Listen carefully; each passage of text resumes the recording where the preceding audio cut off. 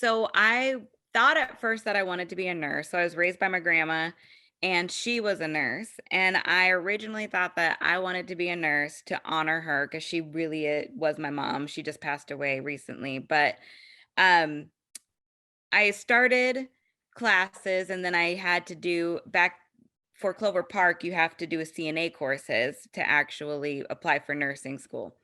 And I did that, and when I was doing my clinicals, I thought to myself, "This probably really isn't my calling, one-to-one patient care."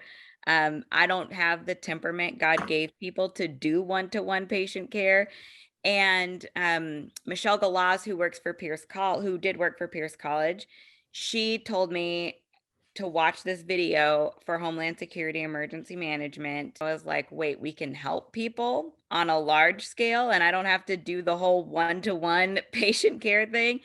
And I didn't know that I was going to love emergency management the way I love emergency management. I was just excited to find a career where I could help people and I could still do what I love to do in helping people, but it wouldn't require me to be in a setting where I knew I didn't think I would be successful with one-to-one patient care. So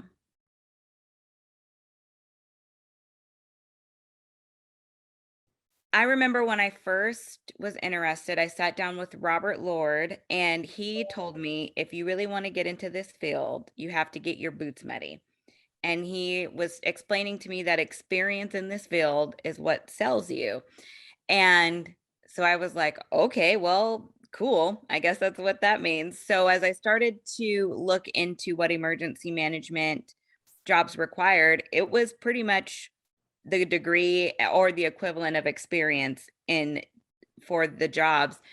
And so right away, the first thing that popped open was the Cascadia 2016 Cascadia Rising exercise. I went with Thurston County Emergency Management and I sat in and did ESF 15, so public affairs.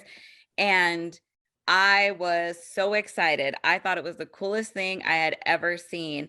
But it wasn't just that opportunity. There were opportunities all the time. Robert was always giving us trainings or exercises that were going on for us to get involved in. And as the program grew and changed, I think that in that some of that has been lost. The more I've talked to students who are currently in the program and kind of get a beat on what they understand it to be, it's interesting to see that folks like myself or, Shane or Tamara, the first like group of people to graduate from the program, we have this experience behind us because that is what was ingrained in us is to have that experience. I will always appreciate that. And I'll always appreciate my connection to Thurston County Emergency Management because Vivian put me in everything. I just remember I would tell her this is what I wanted to be involved in, or she would share with me her vision. And I was like, let me take it, let me do it, I'll figure it out. And so having those opportunities with emergency management and being sponsored to go to different trainings, I got to go to the EMI for the whole community training, and they paid for it. And that was one of my favorite trips ever. I mean, I can't wait to go back, but getting that hands-on experience while being a student and understanding that that is more applicable sometimes than what you learn in your books was huge. I think about the position that I'm in now, being a city emergency manager, that doesn't happen when you're only almost 4 years out of college, right? But there was something about my experience that told him I could do this job. And, you hear about ICS and you don't really understand how flexible and changeable ICS is until you actually see it in action. And so I will always appreciate that that was the first thing I ever heard is that to be in this field, you had to have the experience and to jump in. And I think that that mark was missed. And it seems to be now though, that that's something that they're pushing again is to really get involved, get stuff behind you so that you have that experience coming out of school.